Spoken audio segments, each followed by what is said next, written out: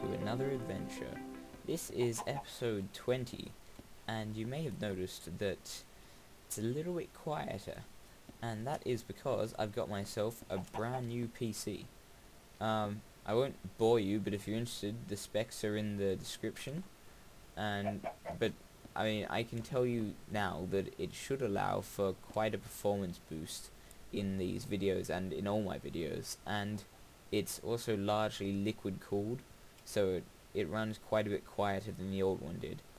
I mean, I could probably adjust the fans or get some quieter fans, but for now it's okay. The other thing is that I have been messing around a bit, and hopefully by the time I finish this episode I will upload this world and you guys can download it. I'm using 4Shared, and hopefully if it all works I'll update it occasionally, you know, from time to time. But yeah, check out the description. I'm sure it will be there unless I encounter any issues. And yeah, change I've made since last time is I stuck a couple of snow golems around the place. There's one there and one there and another over there.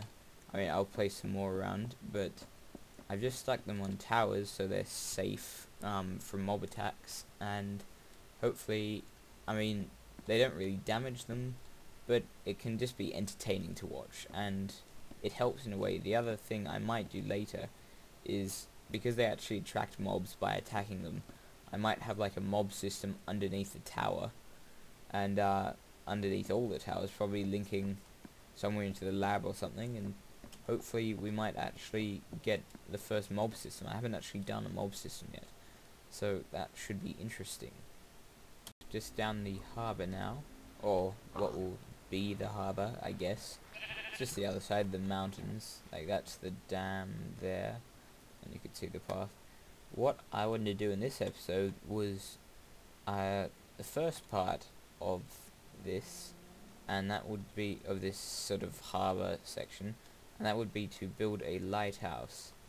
I'm just sort of scouting a location, I guess, because this harbour is kind of complicated. It goes around there, and then that's the main sort of bay there, but then there's like another bay there, and it sort of goes out there a little bit.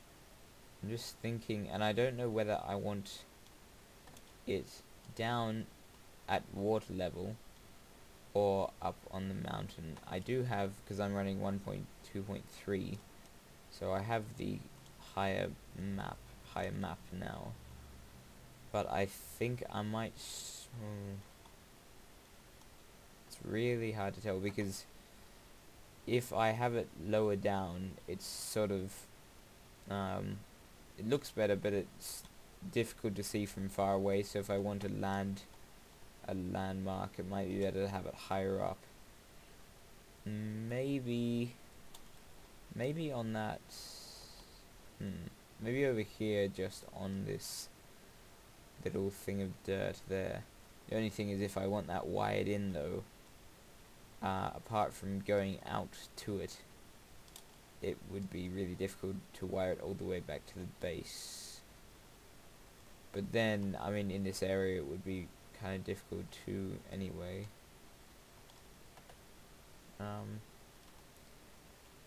Yeah. Okay, I think what I will do is place it up here somewhere. Obviously I have to level it out a little bit, but it's a bit closer to the main harbour than over there. I mean, that's sort of a perfect place to put it, but it's a little bit sort of further away. And really it's only sort of a landmark for myself. So, and this is a little bit higher. If I have it sort of around here, I don't know, this sort of height, it's probably not going to go higher than the old world would have been, but this will be in the new anvil system, so I don't think you guys will be able to use this map unless you are using 1.2.3 or whatever it is now. So yeah, I think I'll go ahead and build it here.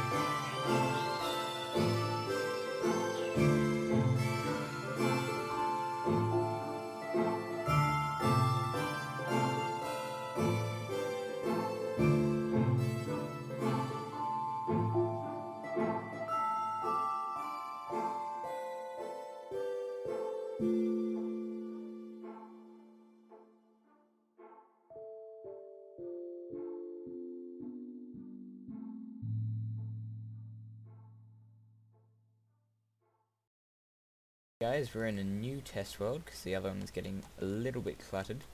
Just been messing around with the light source mechanism thing that I will be putting on top of the lighthouse. I'm making use of the new redstone lamp things, and I was using a 5 clock, but it was giving me some trouble, which is surprising because they're normally a lot more reliable than any other method. So at the moment I will be using this small pulse generator here. If you're interested, I'll put a link somewhere in the description for it. Anyway, so I can have it just on at the moment, which is probably preferable because of some issues I've been having when it's pulsing. But then I can make it pulse like that. So one of the things is it doesn't really, you see these blocks here, let's move away a little bit. These blocks here don't power at the same time as this one, as the others, which is kind of alright because the lighthouse does sort of pulse around, but it's not really doing that. It's just, yeah, sort of kind of screwy. But the big thing, the big problem with it pulsing is because all of those blocks are refreshing every few seconds. It really makes Minecraft jump around. See, I'm sure you guys can see that. I jump quite sort of like a block every time it pulses. It's kind of annoying, but so I'll set it up like this in my world, and I can sort of, I don't know whether I can probably set it out with a switch to turn the pulse on and off, but at the moment I'm just hot wiring it, and yeah, I'll do that then.